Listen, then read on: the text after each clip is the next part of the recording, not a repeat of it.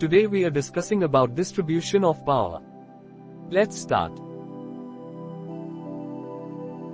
Distribution of power. Therefore, power is horizontally distributed among an organization's organs by distributing the tasks an organization's function entails to the organs of this organization, which results in specific powers. Two models for power distribution. Power distribution within organizations ought to be analyzed in terms of 1. Attribution of an organization's functions to its organs. 2. The tasks or roles organs are attributed in each organizational function. And 3. Specific powers exercised by organs for fulfilling the tasks or roles they are attributed. A consequence of this approach might be that each organization's power structure is unique to a certain extent, since organizations' functions are inherently unique. In Hindi, बिजली का वितरण, इसलिए एक संगठन के अंगों के बीच एक संगठन के कार्यों को वितरित करके एक संगठन के अंगों के बीच शक्ति को क्षैतिज रूप से वितरित किया जाता है, जिसके परिणामस्वरूप विशिष्ट शक्तियां होती हैं। बिजली वितरण के लिए दो मॉडल संगठनों के भीतर बिजली वितरण का विश्लेषण एक किसी संगठन के कार्यों को उसके अंगों से जोड़ने के संदर्भ में किया जाना चाहिए। दो कार्यों या भूमिकाओं के अंगों को प्रत्येक संगठनात्मक कार्य में जिम्मेदार ठहराया जाता है और 3 अंगों द्वारा उनके द्वारा सौंपे गए कार्यों या भूमिकाओं को पूरा करने के लिए प्रयोग की जाने वाली विशिष्ट शक्तियाँ। इस दृष्टिकोण का एक परिणाम यह हो सकता है कि प्रत्येक संगठन की शक्ति संरचना एक निश्चित सीमा तक अद्वितीय होती है, क्योंकि संगठनों के कार्य स्वाभाविक रूप से अद्वितीय होते हैं। However, such a feature is also present when analyzing state power and does not in itself prevent constitutional scholars from analyzing and classifying states according to their power structure.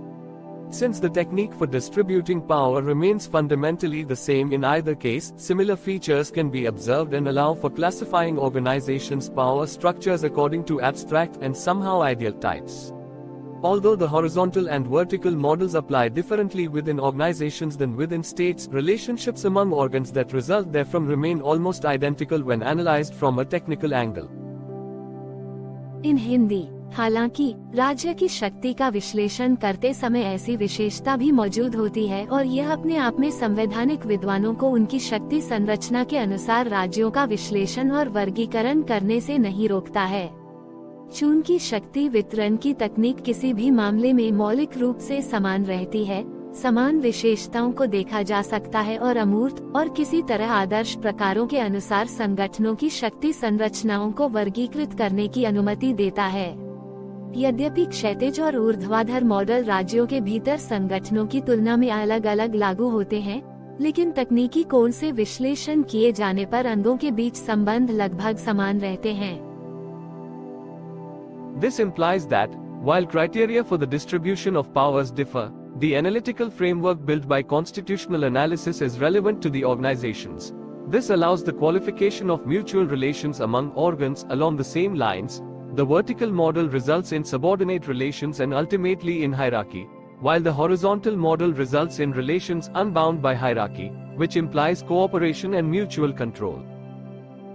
In Hindi, इसका तात्पर्य यह है कि जबकि शक्तियों के वितरण के मानदंड अलग अलग हैं, संवैधानिक विश्लेषण द्वारा निर्मित विश्लेषणात्मक ढांचा संगठनों के लिए प्रासंगिक है। यह समान पंक्तियों के साथ अंगों के बीच पारस्परिक संबंधों की योग्यता की अनुमति देता है। ऊर्ध्वाधर मॉडल का परिणाम अधीनस्थ संबंधों में होता है और अंततः पदानुक्रम में होता है, जबकि क्षैतिज मॉडल का परिणाम पदानुक्रम से अनबाउंड संबंध होता है, जिसका अर्थ सहयोग और पारस्परिक नियंत्रण होता है। First model, horizontal distribution of power. The absence of hierarchy is the main characteristic of the horizontal model. Instead, it generates concurrent relations among organs, which can result in either cooperation or competition. Since in this model the functions, tasks, or powers are attributed to distinct organs that are not in a hierarchical relationship, the issue that matters for analytical and practical purposes alike is whether these organs need to cooperate to act or if they can operate in their own right. According to constitutional theory, power can be distributed according to 3 main types on a horizontal plane. Power can be concentrated or distributed. When it is distributed, the resulting division can be rigid, that is to say, each of the organs is endowed with some power to operate in isolation, or flexible, implying that the organs need to cooperate to exercise their powers, although the modalities of cooperation are specific to each case. In Hindi, पहला model शक्ति का क्षैतिज वितरण पदानुक्रम की अनुपस्थिति क्षैतिज model की मुख्य विशेषता है। इसके बजाय यह अंगों के बीच समवर्ती संबंध उत्पन्न करता है, जिसके परिणामस्वरूप सहयोग या प्रतिस्पर्धा हो सकती है। चूंकि इस मॉडल में कार्यों या शक्तियों को अलग अलग अंगों के लिए जिम्मेदार ठहराया जाता है जो एक पदानुक्रमित संबंध में नहीं है, जो मुद्दा विश्लेषणात्मक और व्यावहारिक उद्देश्यों के लिए समान रूप से मायने रखता है कि क्या इन अंगों को कार्य करने के लिए सहयोग करने की आवश्यकता है या यदि वे अपने में काम कर सकते हैं स्वयं के अधिकार। संवैधानिक सिद्धांत के अनुसार क्षैतिज तल पर शक्ति को 3 मुख्य प्रकारों के अनुसार वितरित किया जा सकता है। शक्ति को केंद्रित या वितरित किया जा सकता है। जब इसे वितरित किया जाता है तो परिणामी विभाजन कठोर हो सकता है, अर्थात प्रत्येक अंग कुछ शक्ति से संपन्न होता है, अलगाव में काम करता है या लचीला होता है, जिसका अर्थ है कि अंगों को अपनी शक्तियों का प्रयोग करने के लिए सहयोग करने की आवश्यकता होती है। हालांकि सहयोग के तौर तरीके विशिष्ट होते हैं प्रत्येक मामले के लिए। Most organizations are characterized by the concentration of power within one organ, which is often plenary and intergovernmental. In contrast to this familiar structure, cases where organs need to cooperate with each other for acting, thus showing a flexible division of powers, are unusual, although they do occur in so-called political organizations with complex power structures such as the UN or the EU. Finally, a rigid separation of powers among organs that be each entrusted with their own functions and operating in total independence does not seem to be a usual feature. In Hindi, अधिकांश संगठनों को एक अंग के भीतर शक्ति की एकाग्रता की विशेषता होती है, जो अक्सर पूर्ण और अंतर सरकारी होती है। इस परिचित संरचना के विपरीत, ऐसे मामले जहां अंगों को कार्य करने के लिए एक दूसरे के साथ सहयोग करने की आवश्यकता होती है, इस प्रकार शक्तियों का एक लचीला विभाजन दिखाते हैं, असामान्य होते हैं। हालांकि वे संयुक्त राष्ट्र या संयुक्त राष्ट्र जैसे जटिल शक्ति संरचनाओं वाले तथाकथित राजनीतिक संगठनों में होते हैं। यूरोपीय संघ। अंत में, अंगों के बीच शक्तियों का कठोर पृथक्करण, जिनमें से प्रत्येक को अपने स्वयं के कार्य सौंपे जाते हैं और पूर्ण स्वतंत्रता में काम करना एक सामान्य विशेषता नहीं लगती है। An organ being independent happens mostly in cases where its functioning intrinsically requires its isolation from the rest of the organization's structure, which arises from the peculiar nature of its function or task, such as judicial organs and bodies tasked with protecting individual rights and freedoms.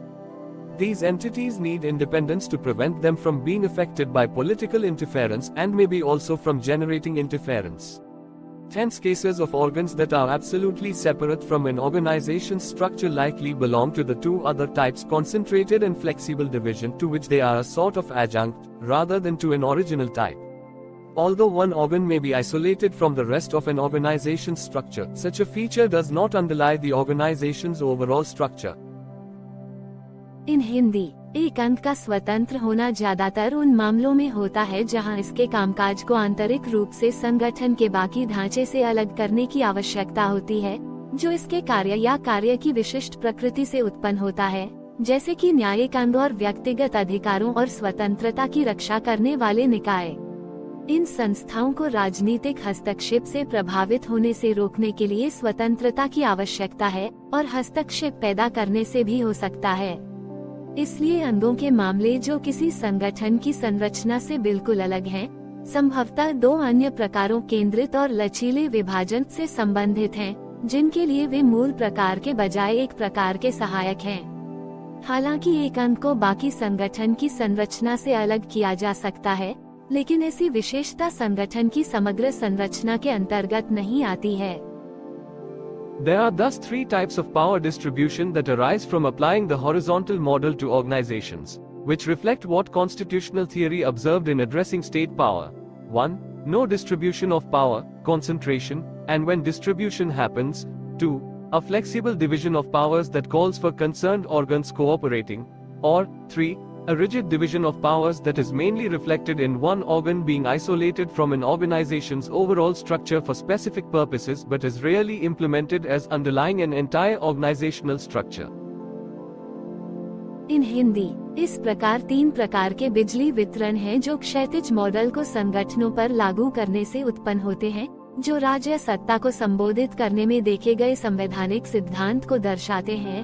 एक शक्ति का वितरण नहीं, एकाग्रता, और जब वितरण होता है 2 शक्तियों का एक लचीला विभाजन जो संबंधित अंगों को सहयोग करने के लिए कहता है, या 3 शक्तियों का एक कठोर विभाजन जो मुख्य रूप से एक अंग में विशिष्ट उद्देश्यों के लिए एक संगठन की समग्र संरचना से अलग होने में परिलक्षित होता है, लेकिन शायद ही कभी एक संपूर्ण संगठनात्मक संरचना के रूप में लागू किया जाता है। Second model, vertical distribution of power. The vertical model is plainly manifested within organizations with a function comprised of several tasks, because their structure becomes naturally more complex in the process of delegating tasks and related powers.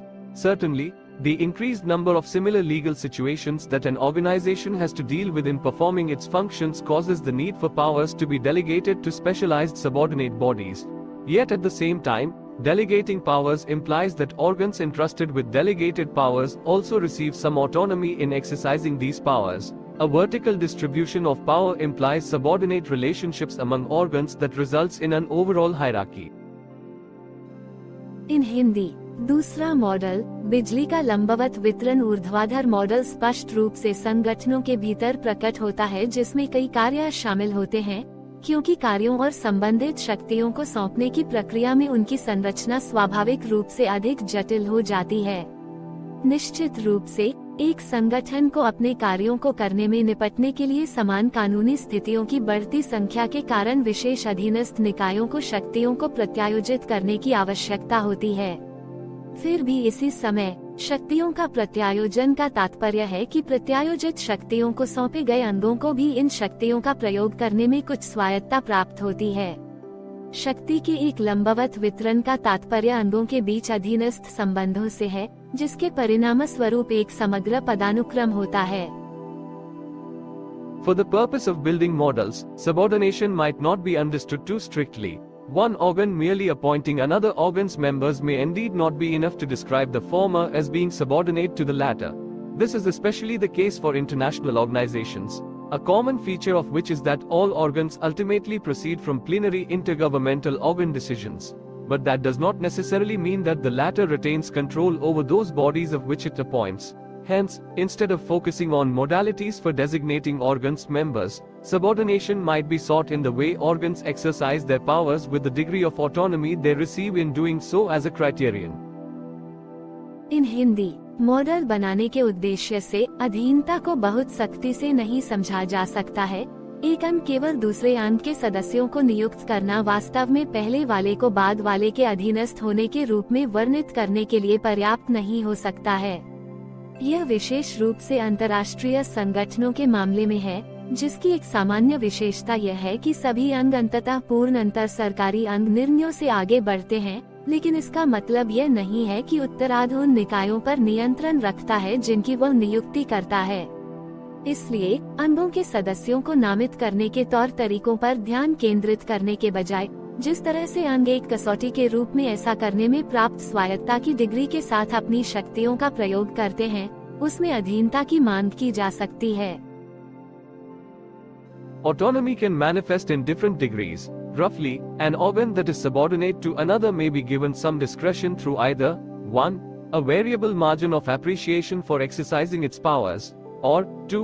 Autonomy that provides it with the capacity for initiating its own proceedings, or further, 3.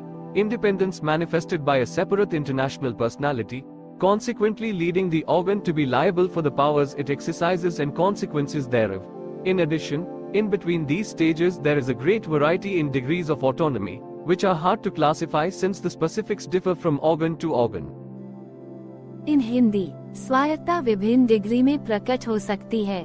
मोटे तौर पर, एक अंग जो दूसरे के अधीनस्थ है, उसे या तो एक अपनी शक्तियों का प्रयोग करने के लिए प्रशंसा के एक चरमार्जन के माध्यम से कुछ विवेक दिया जा सकता है, या 2. स्वायत्तता जो इसे अपनी कार्यवाही शुरू करने की क्षमता प्रदान करती है, या आगे 3. स्वतंत्रता एक अलग अंतर्राष्ट्रीय व्यक्तित्व द्वारा प्रकट होती है, जिसके परिणाम स्वरूप उन शक्तियों के लिए उत्तरदायी होता है जो वह प्रयोग करता है और उसके परिणाम।